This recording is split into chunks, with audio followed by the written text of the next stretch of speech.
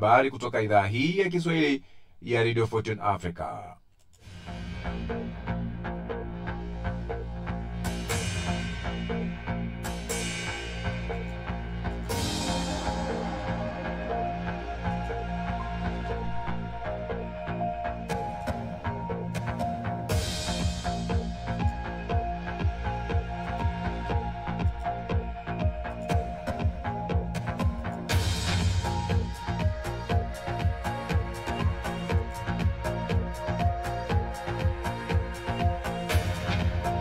Karibu katika taarifa yetu ya habari kutoka idhaa hii ya Kiswahili ya Radio Fortune Africa. Tumekuandalia mengi ikiwa ni pamoja na WHO yaonya juu ya sigara za kielektroniki kwa watoto. Jaji arushiwa kiatu kwa matamshi yake kuhusu Mungu wa Kihindu. Wadukuzi wa Korea Kaskazini waiba kiasi kikubwa cha pesa, watafiti wadai. Papa kuzuru nchi zenye Waislamu wengi mwezi Novemba. Shughuli za serikali ya Marekani kuendelea kufungwa. Na jaji apigwa risasi na kuuawa mahakamani.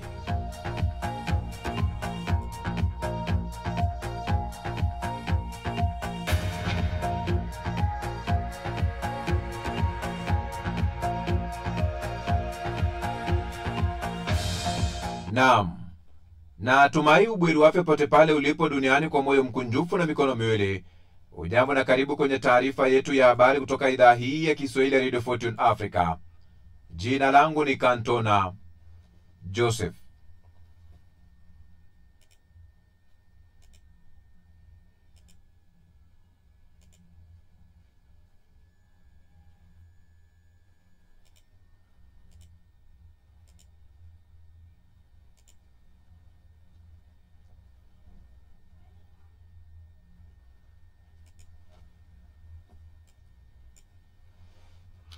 Shirika la Afya Duniani WHO limeonya kuwa sigara za elektroniki zinachochea kwa kiasi kikubwa wimbi la uraibu, huku ikiripotia mamilioni ya watoto wametumikia kwenye uraibu wa kuvuta sigara hizo za elektroniki. WHO inasema nchi zinazokusanya data zinaonyesha kuwa watoto wako katika hatari mara 9 ya kutumia sigara za elektroniki kuliko watu wazima. Shirika hilo la Umoja wa Mataifa limesema wauzaji sigara hizo wananadi kuwa hazina madhara sana kama sigara za kawaida, na wanalenga sana vijana na kuwafanya kutumbukia kwenye uraibu wa kuvuta sigara. Kulingana na makadirio ya kwanza yaliyofanywa na WHO kuhusu matumizi ya sigara za elektroniki, zaidi ya watu milioni 100 wanavuta sigara. Kati yao milioni 86 ni watu wazima, hasa wanaotokea mataifa matajiri, lakini pia takwimu hizo zinaonyesha watoto milioni 15 wakati ya umri wa miaka 13 hadi 15 wanatumia sigara hizo. Kwa jumla idadi ya wanaovuta sigara imeshuka duniani kutokana bilioni 1.3 ilivyokuwa mwaka 2000 hadi bilioni 1.2 mwaka 2024. Hata hivyo, kati ya watu wazima 5 ulimwenguni, mmoja ni mraibu wa sigara. Mkuu wa WHO Tedros Adhanom Ghebreyesus amesema milioni ya watu wanaacha au hawaoni haja ya kuanza kuvuta sigara, jambo ambalo limechochewa na juhudi za kudhibiti matumizi ya bidhaa hiyo. Inaripotiwa kuwa wanawake wengi wanaacha kuvuta sigara ikilinganishwa na wanaume. Umoja wa Mataifa unaonya matumizi ya sigara yanaua zaidi ya watu milioni 7 kila mwaka, huku wanaoishi katika mazingira ya uvutaji sigara takribani milioni 1 pia hufa kila mwaka. Naibu mkuu wa WHO Jeremy Farrar amesema uvutaji wa sigara huharibu kila kiungo cha mwili na kusababisha magonjwa hatari na vifo vya mapema. Wakili wa India amemrushia kiatu jaji mkuu wa nchi hiyo Bier Kigevai baada ya kukasirishwa na matamshi ya jaji huyo kuhusu Mungu wa Kihindu. Rekesha Kishore alirusha kiatu wakati kesi ya Jumatatu katika mahakama ya jiji la Delhi. Mawakili watatu waliokuwepo katika chumba cha mahakama wamethibitisha kwamba kiatu kilirushiwa kwa hakimu, huku mmoja akisema kimemparaza hakimu mkuu na hakimu mwingine na kuanguka nyuma yao. Wadukuzi wanaohusishwa na utawala wa Korea Kaskazini wameiba zaidi ya dola za Kimarekani bilioni 2 kulingana na watafiti wanaosema mwaka wa 2025 ni mwaka ambao wizi hao wamevunja rekodi. Wizi huo sasa unachangia karibu 13% ya pato la taifa la nchi hiyo, GDP, kulingana na makadirio ya Umoja wa Mataifa. Mashirika ya usalama ya nchi za magharibi yanasema fedha hizi itumika kufadhili mipango ya kutengeneza silaha za nyuklia na makombora ya Korea Kaskazini. Katika miaka hivi karibuni, wadukuzi kutoka katika timu ya udukuzi kama vile Lazarus Group wamekuwa wakilenga kuiba sarafu za mtandao kwa wingi. Mashambulio mabaya zaidi kati ya haya ilitokea Februari mwaka huu, wakati wadukuzi walipopora dola bilioni 1.4 kutoka kampuni ya pesa za dijitali ya Bybit. Papa katika safari ya kwanza nje ya taifa, Papa leo atasafiri kwenda Uturuki na Lebanon mwishoni mwa Novemba, Vatican imetangaza siku ya Jumanne. Papa leo ni kiongozi mpya wa kanisa Katoliki duniani lenye waumini wapatao bilioni 1.4.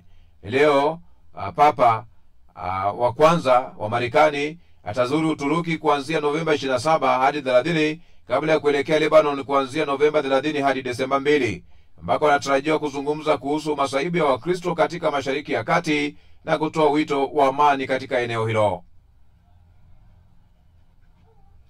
Seneti ya Marekani imeshindwa kwa mara ya 5 siku ya Jumatatu kupitisha hatua ya ufadhili ambao zingeifungia tena serikali. Mapendekezo ya chama cha Democrats na Republican yote yalipigwa chini na kushindwa kufikia kiwango cha kura 60 kinachohitajika. Rais wa Marekani Donald Trump amerudia vitisho vya kuwaachisha kazi watu kwa wingi ikiwa kura hiyo itashindwa. Maelfu ya wafanyakazi wa serikali ya shirikisho na wamesitishwa kufanya kazi au kuamriwa kufanya kazi bila malipo wakati ufadhili wa mashirika yao ulipomalizika siku 5 zilizopita. Rais wa Marekani amedokeza kwamba yuko tayari kumaliza mzozo huo na ikiwezekana atafanya makubaliano na Democrat ambao wanashikilia matakwa ya kutaka sheria za kushughulikia huduma za afya. Wa Republican wanashinikiza kupitishwa kwa mswada wa ufadhili uliopo sasa.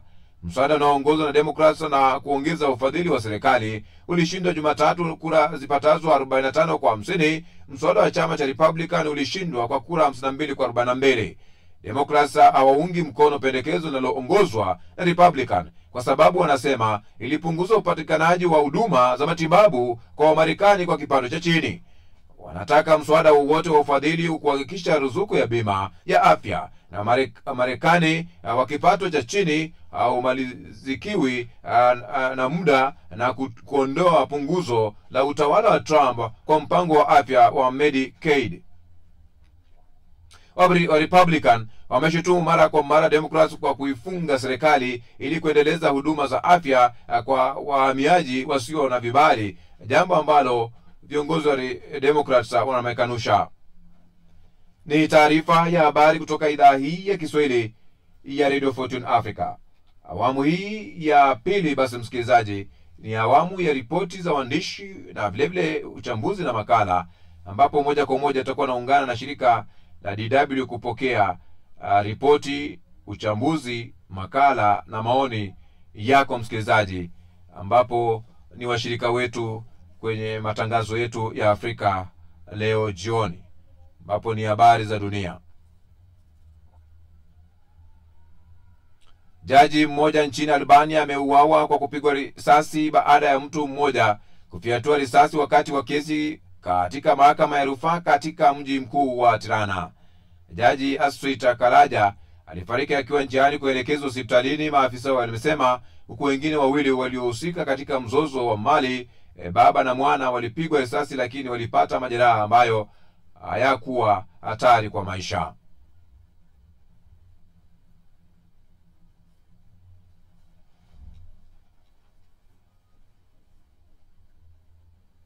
Na moja kwa moja kwenye ripoti zetu za waandishi, basi tunaanzia katika maeneo yale ya Mashariki ya Kati, mzozo kati ya Hamas vile vile na Israel, ambapo Amina Abubakar na taarifa zaidi. Mpango huo vinavyohitaji kufafanuliwa. Akizungumza mjini Doha katika mkutano na waandishi habari, Al-Ansari amesema kitu kigumu kufanya ni kuweka uhalisia wa mpango huo na kile kinachoendelea katika uwanja wa mapambano. Ameongeza kuwa nchi yake imejikita katika jukumu la upatanishi na kuhakikisha kuwa mpango huo hatimaye utafanikiwa kusitisha kikamilifu vita kati ya Israel na Hamas, huku akisema Israel inapaswa kutarajia kuwa katika hili lazima kutakuwemo masharti ambayo hayakubaliki na pande zote. Kwa sasa tunashirikiana na Marekani kupitia wajumbe waliopo hapa Sharm el-Sheikh ili kufikia makubaliano ambayo yatahakikisha utekelezaji wa mpango huu hautakuwa wa muda mfupi. Lakini lengo sasa lazima liangazie namna ya kugeuza mpango huu kuwa wa kivitendo na kufikia makubaliano madhubuti ambayo yanahakikisha hatua zinafanikishwa bila vikwazo vinavyoweza kutoa nafasi kwa Israel kuanza tena vita vyake katika ukanda wa Gaza. Msemaji huyo pia amezitambua juhudi za Marekani za kujaribu kusitisha mzozo wa Gaza. Amesema hatua ya mateka kurejeshwa Israeli, hilo pekee litaashiria kukamilika kwa vita, kufuatia mpango wa Trump kufungamanisha hilo kama moja ya masharti ya kukamilika kwa mgogoro huo. Masuala yanayoleta mvutano katika mpango huo yanahusisha kulipokonya silaha kundi la Hamas na Israel kuondoa kikamilifu wanajeshi wake Gaza. Hamas imesema haitoweka silaha zake chini hadi pale Israel itakapoondoa wanajeshi wake Gaza na kuitambua Palestina kama dola huru, jambo ambalo Israel imesema halitowezekana. Qatar, Marekani pamoja na Misri wameendelea kuongoza juhudi za upatanishi kati ya pande hizo mbili hasimu katika mgogoro huo, zikilenga kupata suluhu ya kudumu na kuzuia mgogoro huo kutanuka zaidi katika kanda nzima ya Mashariki ya Kati. Haya yote yanajiri leo ikiwa ni miaka miwili tangu wanamgambo wa Hamas waliposhambulia kusini mwa Israel na kusababisha mauaji ya Waisraeli 1,200 huku wengine wakichukuliwa mateka, tukio ambalo ndilo lililochochea hali iliyoko sasa katika kanda hiyo. Hivi leo raia nchini Israel walikusanyika pamoja kuwaenzi waliokuwa katika mkasa huo, lakini upande wa Gaza mambo yalikuwa tofauti, kwani wakazi wa ukanda huo wameadhimisha miaka hiyo kwa mashambulizi zaidi kutoka Israel. Wakazi wa Khan Yunis iliyo kusini mwa Gaza na Gaza City iliyo upande wa kaskazini wamesema bado wameendelea kushambuliwa kutoka ardhini na angani asubuhi ya kuamkia leo. Mwezi uliopita ripoti ya Umoja wa Mataifa ilisema inachokifanya Israel kwenye ukanda wa Gaza ni mauaji ya kimbari, huku makundi ya kutetea haki za binadamu yakishutumu pia Hamas kwa kutekeleza uhalifu wa kivita na uhalifu dhidi ya binadamu wakati wa mashambulizi ya Oktoba 7. Pande zote mbili zinakanusha madai hayo. Asante sana Amina Abubakar kwa taarifa hiyo kutokea maeneo hayo, ambapo Ukraine imefanya mashambulio makubwa ya droni dhidi ya Urusi kwa siku 2 mfululizo. Moscow imesema imedungua droni zipatazo 184 katika maeneo mbalimbali yakiwemo mji mkuu Moscow na mikoa ya mpakani. Mashambulio hayo yamesababisha vifo vya raia na kukatika kwa huduma za umeme.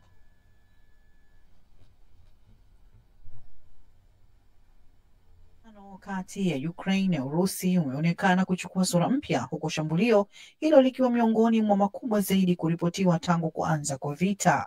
Siku moja kabla, Moscow ilidai kudungua droni 251 kutoka upande wa Kiev.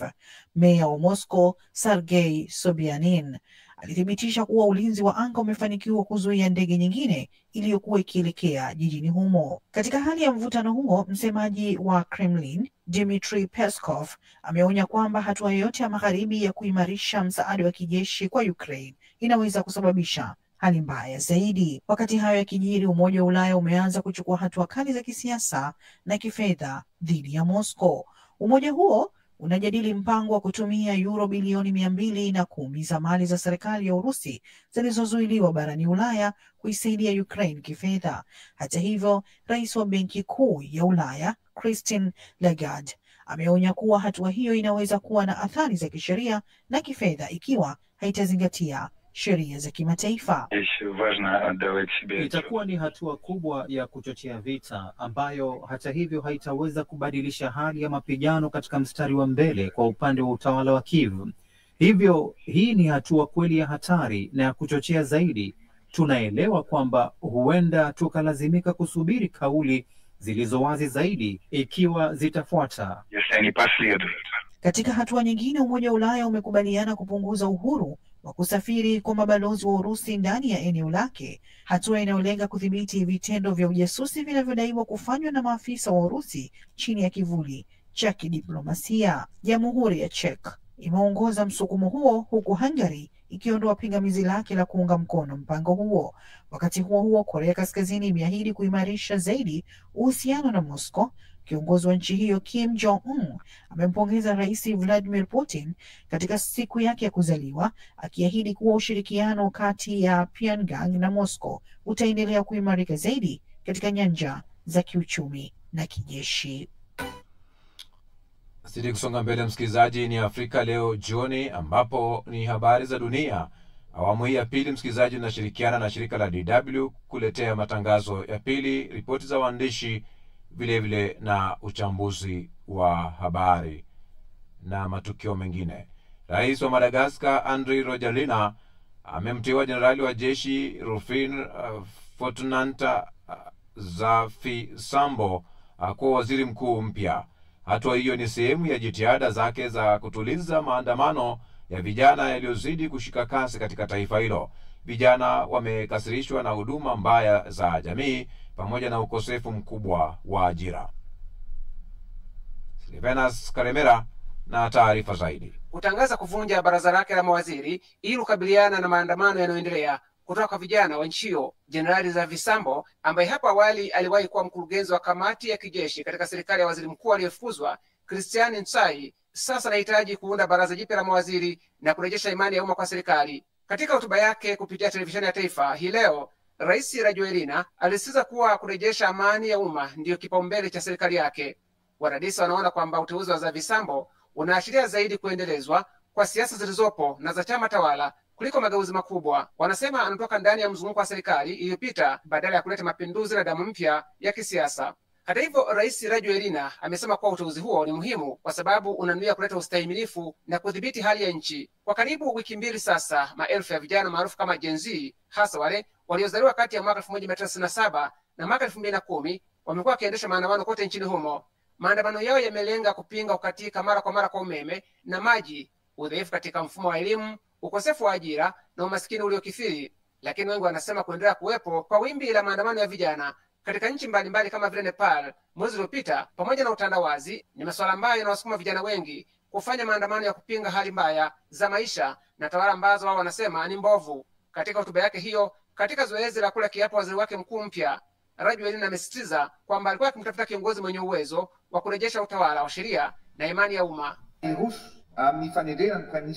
Tutaendelea na mchakato wa kumteua waziri mkuu kama ilivyopendekezwa na wabunge, na kwa hiyo tunahitaji waziri mkuu anayeweza kutuliza hali ya mambo kwa umma na ambaye anaweza kurejesha imani kwa wananchi. Tutakuwa na uwazi wa kusikilizana, na ni kwa sababu hiyo ambapo tutafanya mijadala ya kitaifa na mashauriano yatakayoendeshwa na Baraza la Makanisa ya Kikristo nchini Madagascar. Pia ametangaza kuwa majukumu makuu ya Zafisambo yatakuwa kurejesha huduma za umeme na maji. Wakati huo huo, waandamanaji ambao wengi wao ni wanafunzi wa vyuo vikuu wameendelea kuingia barabarani kuandamana wakiomba mabadiliko ya mfumo mzima na ikiwezekana rais mwenyewe kujiuzuru. Kwa upande mwingine, ikulu ya rais imewaomba baadhi ya watu ambao haikuwataja kuwa nyuma ya uchochezi wa maandamano hayo. Asante sana. Nazidi kusonga mbele kwenye taarifa yetu ya habari. Wanasheria na watetezi wa haki za binadamu nchini Tanzania wameitaka mamlaka nchini humo kutoa majibu alipo aliyekuwa balozi wa Tanzania nchini Cuba Humphrey Polepole. Jeshi la polisi nchini humo limeendelea kushikilia msimamo wake kuwa bado linaendelea na uchunguzi. Polepole alijiuzulu ubalozi kwa kile alichokisema kutoridhishwa na mwenendo wa serikali na kuendelea kuikosoa hadharani kupitia mitandao ya kijamii. Florence Majani na taarifa hiyo kutokea Dar es Salaam. Jeshi la polisi alihusika katika tukio la utekwaji wa Humphrey Polepole. Wakati hayo yakijiri, asasi za kiraia nazo zimeibuka na kuzitaka mamlaka, hasa jeshi la polisi, kuchukua hatua za haraka kuchunguza tukio hilo. Kituo cha Sheria na Haki za Binadamu LHRC kimeeleza kuwa iwapo Polepole anashikiliwa kwa tuhuma zozote, basi mamlaka hazina budi kumfikisha mahakamani ili haki itendeke kwa mujibu wa sheria. Akizungumza na DW, kaimu mkurugenzi mtendaji wa LHRC Fulgence Masawe amesema mwisho wa siku lazima tuwe kwenye mamlaka, tuambie mamlaka lazima ichunguze na ili hadharani itoe taarifa nini hasa kimetokea, maana ndio jukumu kuu la serikali. Kwa hiyo ni matukio ya kuhuzunisha yanatokea kwenye nchi ya demokrasia kama ya kwetu. Japo hata kama walikuwa na sheria na Polepole, kuna taratibu nyingine za kisheria ambazo zipo za kukamata kama ni mamlaka zinahusika. Kwa upande wake, wakili Peter Kibatala ameiandikia mahakama ombi maalum kuitaka mahakama itoe amri ya dharura ya kutaka serikali kumpeleka Polepole mahakamani na ama kutoa sababu za kisheria za kumshikilia au habeas corpus. Kibatala aliandikia mahakama amri hiyo jana Oktoba 6 akieleza kuwa anazitaka mamlaka za raia kutoa taarifa juu ya usalama na maslahi ya kisheria ya balozi Humphrey Polepole, ambaye wakili huyo alimtambulisha kama mteja wake. Uongozi wa CCM ambako Polepole amekuwa akisisitiza kuwa yeye bado ni mwanachama haukupatikana kuzungumzia sakata la kutoweka kwa mwanachama wao. Lakini kaimu mwenyekiti wa chama cha Demokrasia na Maendeleo Chadema, John Heche, alikuwa na haya ya kusema. Ni jambo baya sana, usiseme tu Polepole.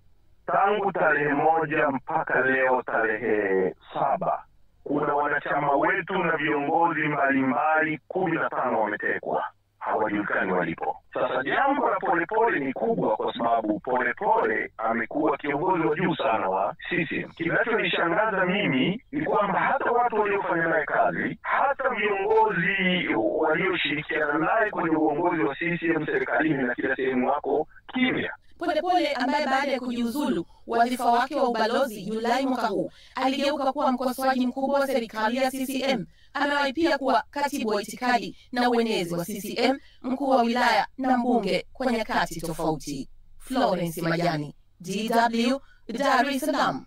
Asante sana Florence Majani ukiwa Dar es Salaam, Tanzania. Zidi kusonga mbele katika taarifa ya habari Afrika leo jioni, habari za dunia, ambapo hivi sasa nashirikiana na DW. Rais wa shirikisho la soka Afrika CAF, Patrice Motsepe, amesema ana uhakika kabisa kuwa kombe la mataifa ya Afrika AFCON 2025 itaendelea kama ilivyopangwa nchini Morocco licha maandamano ya kila siku dhidi ya serikali. Morocco inatarajiwa kuwa mwenyeji wa mashindano ya kombe la Afrika kuanzia Desemba 21 mwaka huu hadi Januari 18 mwaka ujao. Saumu Njama na taarifa hiyo. Na mabadiliko ya serikali wanadai maboresho ya huduma za kijamii, hasa afya na elimu, na walionyesha hasira kuhusu ukosefu wa usawa wa kijamii. Miongoni mwa waandamanaji waliojitokeza, haya ni baadhi ya maoni yao. Tumejitokeza kwa ajili ya watu, si kwa ajili ya vijana tu, kwa ajili ya kila mtu. Ndugu zetu wa kiume na wa kike walio wadogo lazima waweze kunufaika na elimu bora. Hatupingi nchi wala ujenzi wa viwanja vya michezo au majumba ya opera. Tunataka kujivunia mafanikio kama hayo. Tunataka pia kujivunia hospitali zetu na vyuo vikuu vyetu. Tunadai haki zetu za elimu na huduma za afya. Hizi ni haki, si mapendeleo. Hatuna haja na viwanja vya michezo. Na ukiangalia wakazi wa Haus, eneo lililokumbwa na tetemeko la ardhi mwaka 2023, ambao bado hawajapokea chochote, lakini uwanja wa michezo umejengwa na ukamilika haraka. Karibu na Terraudant hatuna hospitali wala duka la dawa. Maandamano haya yanajiri huku taifa hilo la Afrika Kaskazini likitarajia kuwa mwenyeji wa mashindano ya kombe la Afrika kuanzia Disemba 21 hadi Januari 18 mwaka huu, ikijumuisha timu za kitaifa 24. Wachezaji nyota kama Mohamed Salah wa Misri na Liverpool pamoja na Achraf Hakimi wa Morocco na Paris Saint-Germain wanatarajiwa kushiriki. Akizungumza katika mkutano wa kila mwaka wa viongozi wa soka Afrika uliofanyika Kinshasa, rais wa shirikisho la soka Afrika Patrice Motsepe alisema, "Tuna imani kubwa kwamba AFCON itafanyika kama ilivyopangwa." Aliongeza kwamba CAF itashirikiana na serikali na wananchi wa Morocco kuhakikisha AFCON ya kihistoria. Morocco iliwahi kuwa mwenyeji wa AFCON mwaka 1988. Wakati huo mashindano haya yalijumuisha timu 8 tu na ilijiondoa kama mwenyeji wa toleo la mwaka 2015 kutokana na hofu ya virusi vya Ebola. Haya, asante sana Somjama. Na kabla tujapokea yaliyo kwenye mitandao ya mawasiliano, tunakuomba simama na kituo hiki cha Radio Fortune Africa kufikia malengo yake uratibu kwenye hatua ya kuweza kununua transmitter yenye uwezo wa kurusha matangazo yetu mbali na kwa njia nzuri yatakayotanua wigo letu na kuwafikia mamilioni ya watu kwa njia ya FM.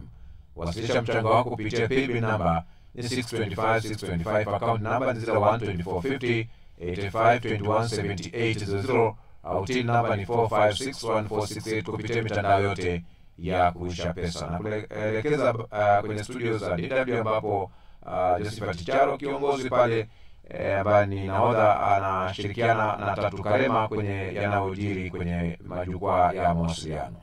Sasa Kishore alishambulia jaji huyo jana Delhi wakati wa kusikilizwa kwa kesi moja katika kile ambacho kinaonekana kote nchini humo kuwa tusi kubwa la umma na uvunjaji pia wa usalama. Kishore anasema kisa hicho kilihusiana na ombi ambalo lilikataliwa na mahakama hiyo hivi majuzi, jopo ambalo lilikuwa linaongozwa na jaji huyo mkuu, ambapo wakati huo alitoa matamshi ya kumdhihaki Mungu huyo wa Kihindu kwa jina la Vishnu. Sasa akitupilia mbali ombi la kujenga upya sanamu ya futi 7 ya Mungu huyo Vishnu kwenye hekalu moja katika jimbo la Madhya Pradesh mwezi uliopita, jaji huyo mkuu alisema hapa na nukuu alivyosema, "Haya ni madai ya maslahi ya umma. Nenda kamwombe Mungu mwenyewe afanye mambo." Sasa matamshi hayo yalizua ghadhabu, wengine wakimshutumu kwa kukejeli imani ya Kihindu. Baadaye jaji huyo alijirudi na kusema kwamba anaheshimu dini zote. Mamlaka ya India baadaye ilisema kwamba haitamchukulia hatua huyo wakili kwa sababu alikuwa analinda imani yake. Sio wewe unaweza kwenda umbali gani katika kutetea imani yako? Naona hapo kuna mtihani. Haya wanasema DF Bentley anasema nina hakika Vishnu anaweza kujilinda mwenyewe, hahitaji mawakili kurusha viatu ili kutetea hadhi yake. Mungu hahitaji kutetewa namna hiyo. Danesh anasema akiwa mwanasheria mkuu amevunja sheria ya heshima ya kidini na wafuasi wa dini. Ikiwa mamlaka haitachukua hatua yoyote dhidi yake, basi haitakuwa sawa. Mbali na hayo, unafahamu jengo refu duniani, Charo? Jengo refu duniani, mlima mrefu. Jengo sio mlima. Mlima najua ni Everest. Ni jengo refu kabisa. Hapana. Burj Khalifa kule Dubai, ambalo lina urefu wa kilomita 0.8. Lakini sasa Saudi Arabia inaendeleza pendekezo liitwalo Rise Tower kaskazini mwa Riyadh, ambalo linaungwa mkono na hazina ya uwekezaji wa umma na inalenga urefu wa takriban kilomita 2. Kama Burj tayari ni 0.8, jengo hili linakusudiwa kujenga urefu wa kilomita 2. Zabuni tayari zinaweza kupokelewa kwa mwaka huo, mwaka 2025, na bajeti inayotolewa ni takriban dola bilioni 5 sawa na shilingi trilioni 12.2 za Kitanzania zitakazotumika katika ujenzi huo. Jengo lenye urefu wa kilomita 2. Sasa kama mnara ule wa Babeli unaelekea. Haya. Bosi Munene anauliza, jamani, kwani wanataka kufika mbinguni hawa? Bayo Khan anasema sasa hizo pesa ungezipeleka kwa wenzao wanaoteseka Gaza. Urefu wote huo na kazi gani? Haya, asante sana Tatu. Naona hapa tunawashiwa taa nyeupe. Tugeukie maoni ambayo yametufikia kupitia mitandao yetu ya kijamii, nikianza na Ahmed Suvi wa Ukonga Mazizini, Dar es Salaam. Ni kupitia kurasa zetu za Facebook, Instagram na YouTube. Yeye anasema Waziri Mkuu mteule Zafi Sambo, vijana wa Madagaskar wanahitaji mabadiliko ya kweli, wamechoshwa na ahadi feki. John Ntandu, nchi za Kiafrika nyingi zinaongozwa na mafisadi watupu na kuzifanya nchi zao kuwa maskini pamoja na kukopa ovyo kwa mataifa ya magharibi. Hapo ndipo wananchi hushikwa na hasira na kuamua kuingia barabarani kuitafuta haki. Hongera Madagaskar kwa kupata waziri mkuu mpya. Maneti Magongo Kioni yuko maeneo ya Iringa Uluti, Tanzania, anauliza Umoja wa Mataifa mko wapi? Hamuoni kinachoendelea huko Gaza, kwani raia wasiokuwa na hatia wanaangamia? Nzoi Saba Jean Claude huyo anasema poleni sana kwa waliopoteza ndugu jamaa na marafiki zao kwenye shambulio la kigaidi huko Israel mwaka 2023, ila kama ni kulipiza kisasi imetosha Israel, majeshi yenu yatoke huko kanda ya Gaza. Pawa Kalunga akiwa Moba Kirungu, Jamhuri ya Kongo kule, anasema tupo kabisa na DW Kiswahili hadi tamati kwenye matangazo haya ya jioni. Frank Patrick huyo anatokea kule nchini Tanzania, anasema nchini kwetu Tanzania hakuna haki. Ukikosoa serikali, utekaji unakuhusu, maana serikali inatumia mabavu na nguvu. Hayo ni maoni yake. Frank Patrick, ni maoni ya Frank Patrick. Innocent Abel Hanerko anasema ila siasa japo ilitupatia uhuru, lakini ni mbaya sana, hususan ikiwa chini ya viongozi wenye uchu wa madaraka. Mungu ibariki Tanzania. Deus Dedit Ishengoma anasema polepole yuko wapi jamani? Polepole awache, tusilete machafuko nchini. Nzoishaba Jean Claude bado kwa Bujumbura, Burundi, anasema maandamano yanashuhudiwa kwenye mataifa mengi ulimwenguni. Viongozi tutoeni kero ama tatueni kero za wananchi mapema ili kudumisha amani na mshikamano. Haya, tunakamilisha sehemu hii ya kukusomea ujumbe mfupi msikilizaji, na ndipo pia mwisho wa matangazo yetu. Asante sana Tatu Karema kwa sehemu hiyo ya mitandao ya kijamii na kusoma maoni ya wasikilizaji, na pia vile vile kwa msimamizi wa matangazo Margaret Wanja. Mimi ni Josephat Charo. Jioni njema. Cheers. Asante sana Josephat Charo hapo kwenye awamu hii.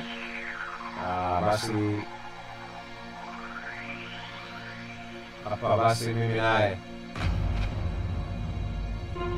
kabla sijatamatisha na kuelekeza kupokea kiziba mkonga kabla ya kuondoka studio za idhaa ya Kiswahili ya Radio Fortune Africa.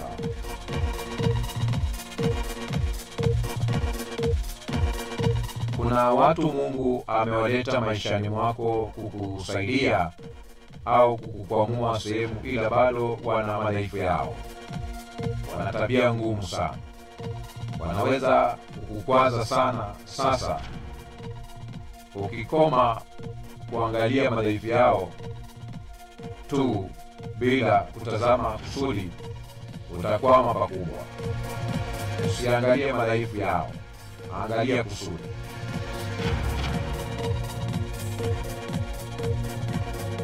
Jifunze sana kuangalia kusudi, sio madhaifu.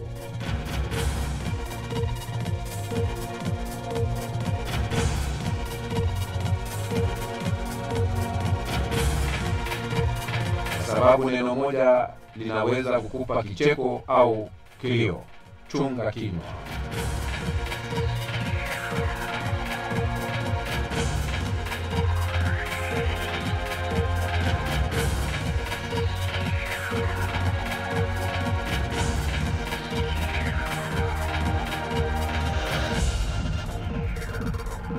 Na hicho ndicho kiziba mkonga cha sasa.